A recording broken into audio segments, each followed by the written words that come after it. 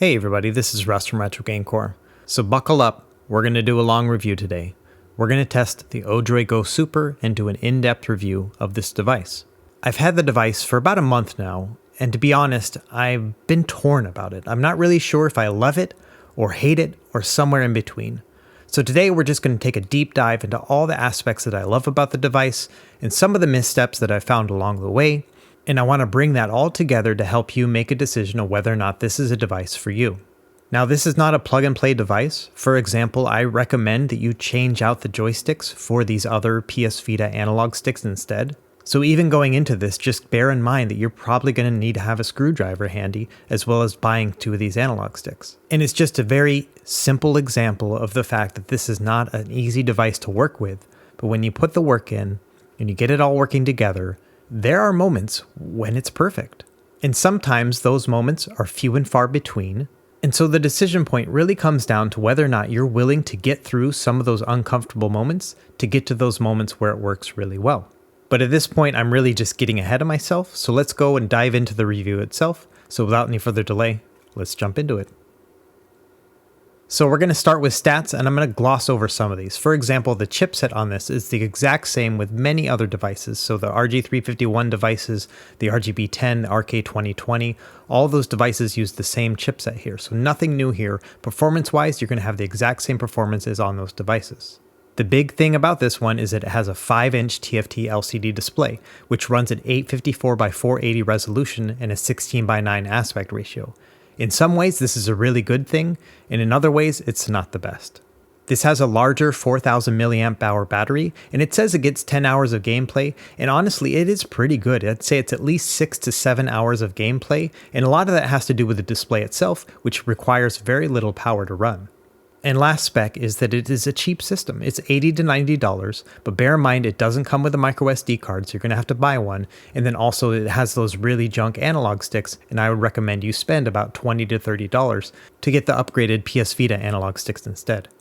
So I'm going to spend a lot of time in the beginning part of the video talking about the hardware. So let's start with the D-pad and the analog sticks themselves. And I want to start with this because I think if there's any breaking point on this system, it's going to be the D-pad and the analog sticks. Here's a look at the analog stick that actually comes with your device. You can see it's very plasticky and flimsy. It kind of has a really sharp edge to it. It's just not very fun to use. This is the same analog stick that I had on my RGB10, so I'm very familiar with it and I really don't like it. Now you can put rubber caps on top. You can see here these are some that came with the RGB10. And they actually work really well. The only issue with them is that they're kind of ugly and obviously the color doesn't match. So you're going to have to shop around to find the right ones. In general, I would just recommend changing them out for the PS Vita analog sticks, which you can see here.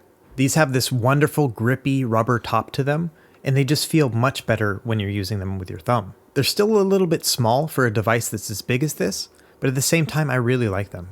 And I did a whole video about how to swap these out, so just go ahead and check out the video feed and you'll find it in there. Now, buyer beware, don't go and buy the cheap ones you can find on AliExpress. They'll even say like PS Vita replacement analog sticks, and this is some right here. But they are not the same as the original PS Vita sticks. These ones you can find for about $5, but I would recommend you shell out about $10 to $15 for the other ones instead. These ones don't have that same grippiness, and they just don't have that same really solid feel as the original PS Vita analog sticks. So just be aware that when you're looking on AliExpress, you're not going to find the right ones. You're going to have to go to eBay, or maybe just shop around at other stores, for example myretrogamecase.com, and find these original ones instead. Okay, so now let's compare D-pads. Here's the RG351P, one of my favorite D-pads on any device. And you can see it's much larger than the ODROID Go Super, which is really jarring when you're holding the ODROID Go Super in your hands because it's such a bigger device. And these function buttons on the bottom, they're a little bit rubbery and they're just super mushy when you push them down. Now luckily you're not going to be pushing these a lot, you're just going to be using them when you have a specific function in mind. But personally I would have rather had smaller and clickier buttons than these big rubber mushy ones. Although to be fair, I do appreciate that they have this many rubber function buttons. Now the face buttons have a similar problem to the D-pad. They're also very small, and it seems like a lot of wasted space here. You could put much larger buttons on this device. And I understand what they were going for with this design because these are almost exactly the same size as the Nintendo Switch buttons. Look at the RG351P buttons. They're much larger and they also stick out a lot more. This means when you press on them, they just have a much better tactile feel to them. By comparison, the ODROID Go Super buttons are a little bit further inset into the device itself, and they're just not as good. Now, they're nowhere as bad as the Retroid Pocket 2, which is much lower into the device, and also very clicky feeling. So the buttons are much better on the ODROID Go Super than the Retroid Pocket 2, but they're still not ideal. Here you can see the PS Vita buttons, and these are similarly small, but they also are fairly prominent, and then they have a nice clicky tactile feel to them. The ODROID Go Super is about halfway there, but it doesn't have that same feel. So in general, when I look at the ODROID Go Super, I see a lot of wasted space. I see these tiny little analog sticks, which could have been just much wider and more comfortable to use, and then the D-pad and face buttons are also very small. There's a lot of space at the edge of this device that could have been used a little bit more efficiently. You can see here on the RG351P, everything is nice and balanced looking. Even the Nintendo Switch Lite, which you see here, makes more efficient use of its space that's available. This one seems more balanced to me. And as you can see, it has about the same size buttons as the ODROID Go Super, but they're a little bit more clicky. Pushing down on the Nintendo Switch Lite buttons feels a little bit more pleasant, as well as it just has a more upgraded and balanced feel into it. It just feels like Hard Kernel, which is the company that made this device, just went a little bit cheap on us. You know, they saved a couple dollars by using some cheaper buttons or something like that, but we're the ones that are paying that price difference. And I would have gladly paid a little bit more for a better experience. So let's check out what we have available on top.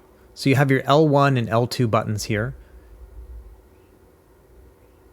as well as your power button, the GPIO connector, the volume up and down buttons, headphone jack, USB-C charger, and then a USB-A for different peripherals. Finally, you have your R2 and R1 buttons as well. Now, these shoulder buttons are one of my least favorite things about this device. They're very mushy feeling. You can see they have very little play here. They're just barely sticking out above the device. And when you push down on it, it often feels like you don't know if you're pushing down on it or not. The R2 and L2 buttons are different. They actually have a little bit more clickiness to them, and I enjoy those buttons. The only other complaint I would have is that the L2 and R2 buttons are situated a little bit far from your hands when you're naturally holding the device, so those are not ideal buttons to push when you're playing games because they're kind of hard to reach. One thing I do like is the power button is inset from the device, so you're never going to accidentally press it. And I think the volume buttons are well situated right there on the top of the device like this. On the bottom, you just have your micro SD slot, and then on the sides, there is nothing else. So very simple setup. So to be honest, I kind of love and hate the back of this device. One, I like that the LED lights are on the back of the device. The red shows you power on, and then the blue shows you any activity that's happening with the CPU. And I appreciate that little feature because it doesn't have those lights flashing in my face when I'm playing the games. Now that being said, I hate that the speaker is facing back and that there's only one of them. That's a really wasted opportunity. In general, this device feels surprisingly hollow when you're holding it. And I've heard people complain that the Nintendo Switch actually feels a little bit hollow, but I didn't have that same experience. This one feels a lot more hollow and cheaply made than the Nintendo Switch does. So let's actually compare the Nintendo Switch and the ODROID Go Super. Now they're almost the exact same size, although the Switch Lite has a 5.5-inch screen. The color of the devices are about the same. Obviously, this one has white buttons, but I really love these trigger buttons on this device. They feel very natural when you're holding a Nintendo Switch Lite. That's something that unfortunately the ODROID Go Super just can't compete with. But given that it's only half the price of the Nintendo Switch Lite, I'm okay with some of those concessions. And sometimes there are things that are better on this device. For example, you can see I'm running the Super Mario 64 port using a firmware called RetroOS, which is a version of ArcOS that runs on ODROID Go Super. And you can see here it's running at 60 frames per second and at full screen, and everything looks really nice. Here you can see the Nintendo Switch is running only at 30 frames per second, and the colors are not as good. I really like the bright and vibrant colors on the ODROID Go Super, especially when comparing them head to head with the Nintendo Switch Lite like this. I would much rather play Super Mario 64 on the ODROID Go Super.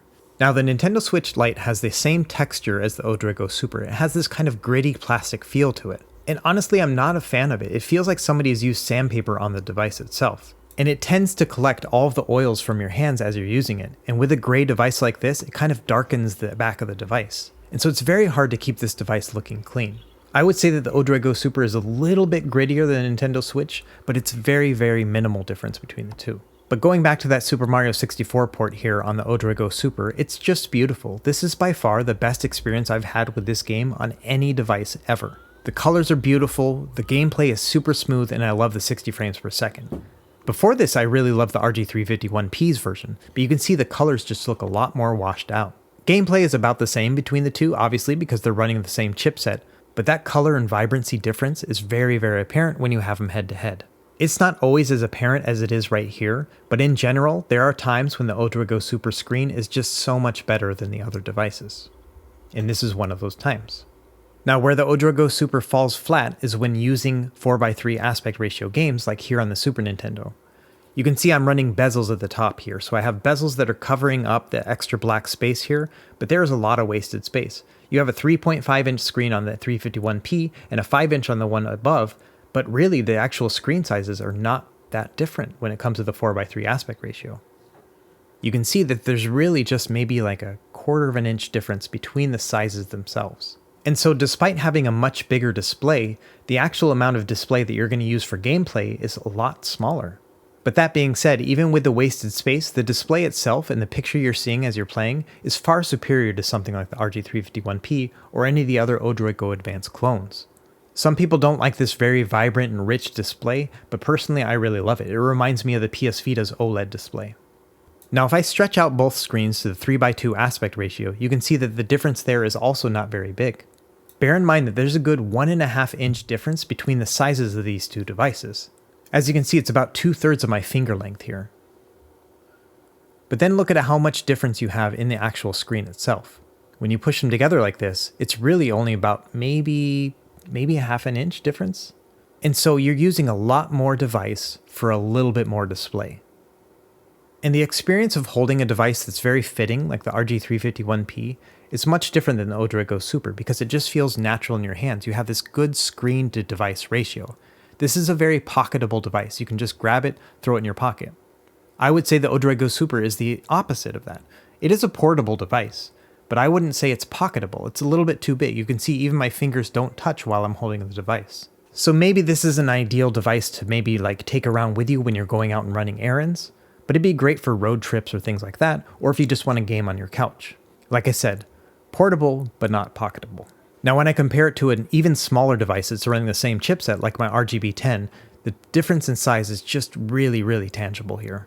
The RGB10 has a very compact and kind of very efficient feel to it.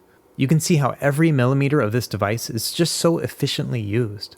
It's kind of a joy to hold in my hands. Everything just seems to match really well. And same thing with the RG351P, it just has that nice kind of efficient feel to it. And I don't get that same feel with the ODROID Go Super.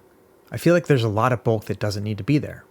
Okay, I think I've beat the hardware horse enough. Let's go on to something else. Let's talk about software. So there are many firmwares that are available for this device, and the actual firmware that Hard Kernel offers, like from their actual website, is not really a firmware you'd use for gaming, it's more for developers. So instead you have to rely on the community. And one of my favorites is Emulation 4.0. I'm not going to spend a lot of time talking about the lower end systems because they all run great on this device.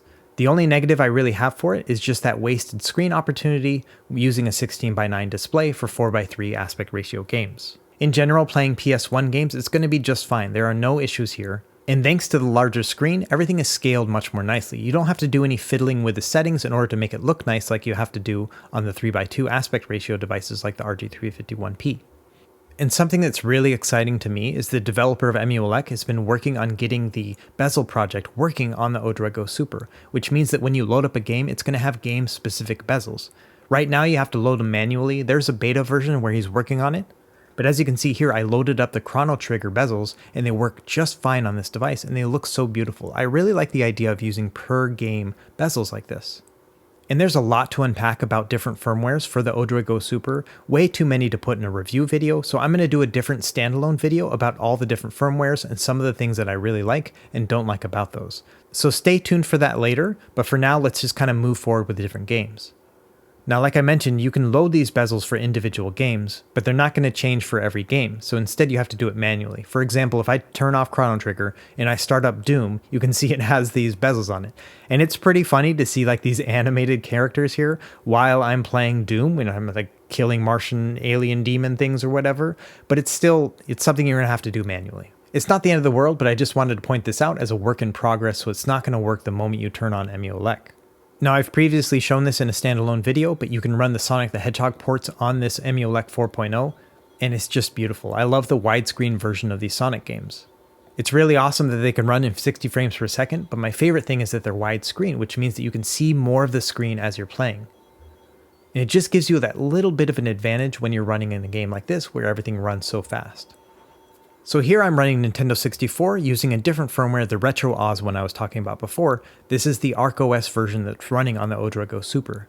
Now there are some indications that ArcOS may eventually be ported over to the ODROID Go Super, but for now this Retro OS firmware is a really good substitute. And in the video description, I'll leave a link to my written guide, which will have a link to this Retro OS firmware if you want to download it yourself. It's still a work in progress, but they're making a lot of progress with it. I'm really happy with this one. But again, I'll go into more detail when I get to my actual firmware video. For now, I just want to showcase some of the gameplay. So this device is going to have all the same trappings when it comes to emulation as it does for any other RK3326 device.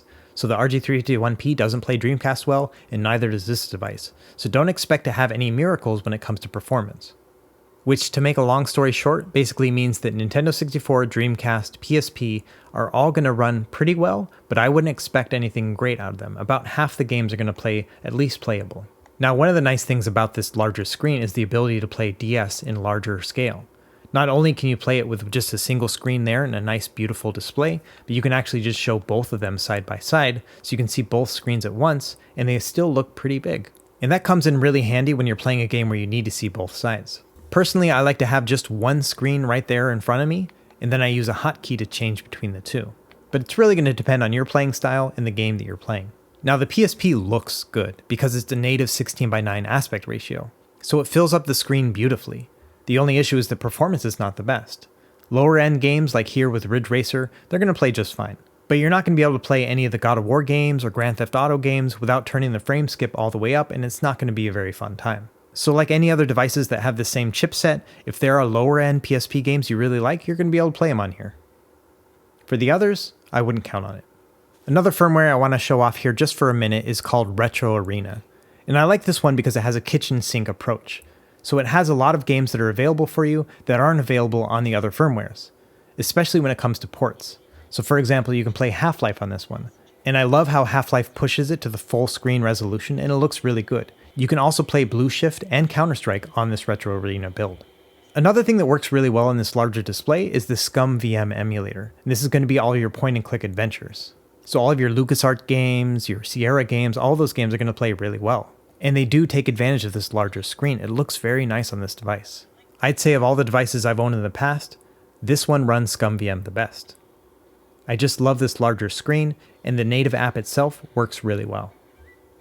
Okay, one last firmware I want to show off before we get to the summary section. And this one's called Lineage OS, and it's a version of Android 11. Now the emulation and stuff still needs some work on this, but one of the things that's really cool about this is the game streaming you can do. You can stream your Xbox One, you can do Steam Link, you could either use Moonlight if you have an NVIDIA GPU, or AMD Link if you have an AMD GPU like me. And I showed off this firmware and streaming earlier, but I didn't know about AMD Link at the time. And so I'm using this instead of Steam Link now, and I have to say it works brilliantly. I've had none of the issues that I had with Steam Link, where the game would freeze or anything else like that. I've had completely flawless gameplay. Now the ODROID Go Super is the only device in this range that can run Android like this. So this is your only option to have very seamless and easy streaming like this. Not only that, it supports a 5 GHz Wi-Fi connection. Now Lineage OS is not my primary firmware. It's not one that I would ever use as my daily driver. But it's very easy just to have a separate 16GB micro SD card that has this loaded up, and you can turn it into basically a streaming SD card. And so I just pop this in, turn on my PC, and then I can control everything from a device. And the newest version of Lineage OS has the ability to use mouse control. So previously, when you had to use basically a USB mouse in order to move things around, you don't have to do that anymore. It now has the mouse mode as well as the joypad mode in there.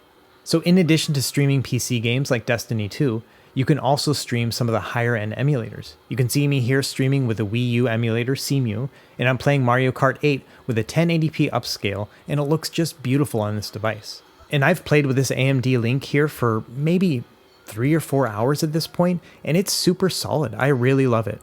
I've never had one single hiccup as I'm playing this game.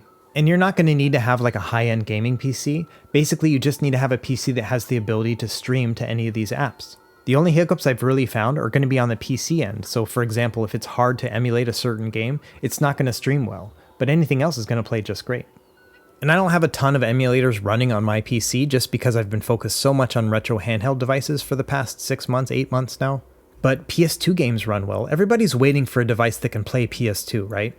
And I get it, you want to have it on the go, But, the same thing is available if you just stream it to your device while sitting on the couch. And sure, you're going to have to leave your PC on, but you can go over to your couch, you can play a PS2 game, you can run through Final Fantasy X in the comfort of a handheld device like this. And the ODROID Go Super is the only device in this chipset that can do this right now. Alright, we've been at it for about 20 minutes. Let's go ahead and take a cat break here. Here's Chicken. I mentioned before she was having some thyroid issues, but we got her some medication. She's doing much better now. She's gained about 3 pounds since my last video, which is pretty crazy. Okay, so back to the PS2 gameplay here. Everything runs really well. I'm upscaling it to 1080p, and I'm loving it. I've been wanting to replay Final Fantasy X for years now, and it's pretty cool to be able to do this on this device here. And I kind of had this eureka moment when it came to streaming the other day. I mean, I'm not a fan of this. It's kind of like cheating, right? You're just streaming a PS2 game. You're not actually playing a PS2 game. But it got me thinking, what about all those different emulators that don't run well on this device? For example, your Dreamcast, your Nintendo 64, your PSP and stuff like that. What if instead of actually trying to get them to run on this device, I just ran them on my PC, which can obviously play them pretty well, and then I just streamed it to this device? And that's a hell of a workaround, and I admit that, right? It requires you to have a PC that's capable of playing these devices. But then I booted up a PSP game here with 4 times upscaling, Liberty City Stories. This is a game that just won't play on any of these devices, and here it is running beautifully. And this was kind of my eureka moment, right? I'm like, I get it. This device is made for emulation, right? You're supposed to be able to play classic games on it. But I'm still running emulation. I'm just emulating it on my PC and then streaming it to the device. It's not the most ideal or convenient setup in the world, but I think it's worth that little amount of work to be able to play basically anything up through PS3 or even Nintendo Switch on this little device, which costs under $100, which is crazy. Okay, so let's actually get into the summary now and talk about what I like and what I don't like. Let's start with what I like. So I like this large and vibrant display. I think the TFT LCD panel that they're using here just makes very good use of the colors. And it's very battery efficient, and so it allows you to play for a lot longer than I would expect. I would say about 7 hours altogether. I also appreciate that it has these 6 function keys. It has the 4 on the bottom and the left and the right, and then it has those 2 on the top, the left and the right as well. Now the top ones are typically set for start and select, but the bottom ones could be anything you assign them to. For example, these analog sticks don't click down L3 and R3, so you could set them to that. Or you can set them to a specific hotkey. It's all going to be up to you. I like having that freedom to kind of work around and play around with that. I really appreciate that it has that USB-A port on top for peripherals. It's very easy to plug in a Wi-Fi dongle or even an external mouse or a keyboard or anything else like that. It's just as easy as plugging it in. You don't have to worry about a USB-C connector. And I love that it's 5 GHz Wi-Fi capable. It just gives you a much stronger and faster signal. And none of the other devices in this chipset have that ability. And the community that's built around this device is very large and very enthusiastic. You'll see in my firmware guide that I have 7 working firmwares that work really well with this device. A lot of people are excited about this device as well as the ODROID Go Advance, and because of that we're going to see more and more incremental changes for the device itself, which means that as you buy it, it's just going to get better and better as time marches on. And like I just mentioned, there are a lot of different firmware options, 7 by my count right now, and that's not including ArcOS, which may potentially be ported over here in the future. And I mentioned it at the beginning of the video here, but when things are in sync with this device, it's kind of amazing. When you're playing a full screen game, or you're having a port that's working natively on the device, or you're doing streaming of something that's higher end, it's just kind of an amazing experience. Unfortunately, you're going to have to deal with those moments where everything is not in sync. And it's going to be up to you whether or not it's worth it. And finally, my last point is that I really think this is a good entry starting price. It's about $80 to $90 before shipping, which makes this a really big value. A lot of the things that I used to say were really nice about the Retroid Pocket 2, the fact that it could run Android and things like that, made it also very worth that $80 to $90 price. And the same goes with this one. It has some warts, I get it, but at the same time, there's a lot of value here. Okay, let's move on to what I don't like. Number 1, they unfortunately used a lot of cheap hardware components. I think that they tried to keep the price down, and because of that, they used cheaper materials. Personally, I would have rather spent $20, $30 on the device and then gotten a better product. Because as it stands right now, I'm having to pay for different mods just to make it better. Because I think that overall, the concept was very good, but the execution wasn't as good. I also don't think that this device takes advantage of its size. There's a lot of wasted potential here. So for example, there are large bezels around the display, and just the placement and the size of the buttons and D-pad are just made for a smaller device. It doesn't make sense that they're on this. It's kind of a mismatch. And this device is not easily modded. For example, you can't find a D-pad that's going to fit in this hole that's going to make it bigger. So I've read about people who are using, like tools and stuff to make the hole bigger so that they can put a larger D-pad in it. And we shouldn't have to do that kind of stuff. Same thing with the buttons. There's no replacement buttons available where you can upgrade these buttons. And unfortunately, although the screen is very nice, it's not suited for retro gaming. Most retro game consoles ran at a 4:3 aspect ratio, which means that if you run them at the native aspect ratio, it's not going to look very good because you're going to have wide bezels on the side. Now that can be fixed by using like system bezels or even in-game bezels like you saw with the Emulation section, but at the same time, it's just a lot of wasted screen space. And like I just mentioned, the display itself has large bezels around it, these large black windows here. And it's not the end of the world. I don't think that bezels are the worst thing in the world, but in today's day and age, they do look very big and prominent. And in general, when you hold this device, much like any of these other rectangular devices, it's not very ergonomic. Reaching the shoulder buttons themselves is kind of a chore. And it's even more prominent on this device because it's much larger than the other devices. So unless you have like big monster hands, you're going to have a hard time reaching them naturally. Okay, so my last set of things I don't like about the device. I don't like that it has a rear-facing speaker and that there's only one of them. I think that it's a wasted opportunity because I think stereo sound coming out of the front of the device would just feel really great, and there's space to put the speakers on the front. So it's just a missed opportunity there. And the shoulder buttons, in addition to being hard to reach, don't feel very good. Like they're hard to push down on because it's hard to feel whether or not you're getting that tactile feedback and responsiveness to know whether or not you've pushed the button in the first place. So if you're playing a game like Street Fighter where you're using those shoulder buttons, it's kind of hard to tell whether or not they're being pushed. And this last one I'll get into later with my firmware video, but there's no single firmware that does everything. For example, game streaming is better with the Android one. But then gameplay itself is kind of split between Emulation as well as RetroOz and then the Retro Arena firmware as well. So at the very least, you're probably going to have 2 micro SD cards to be able to take advantage of all the things this device can do. Okay, to wrap things up, I'm still, I'm kind of torn about it, right? There are things I just love about this device. I love the widescreen display when it works perfectly. I love the ability to stream games on it. I love the 5 GHz Wi-Fi. But there are other times, for example, if I'm going to play an NES game, I'm probably not going to use this thing. I'm going to use something that's a little bit more pocketable, like the RG351P or the RGB10. So do I recommend this device over something at the similar price point like the RGB10 or the RG351P? It's really going to be up to you. I think that if you really prioritize screen size over anything else, you're going to really love this. If you don't mind tinkering with the device, you're going to love this. If you don't mind experimenting with various firmwares to get the exact performance you want, this is also going to be a good solution for you. But for everyone else, I would probably recommend using an RGB10 or an RG351P with a more universal firmware, something like ArcOS or 351elec. Alright everyone, that's it for this video. It really took me a long time to put this together. I've had this device for about a month and I've been thinking about it for a while. So I really appreciate that you stuck with me as we went through this deep dive of this device itself. Let me know what you think in the comments below. Do you think this is something worth getting or maybe not? I'd love to hear your input. As always, thanks for watching. Be sure to like and subscribe if you found this video helpful, and we will see you next time.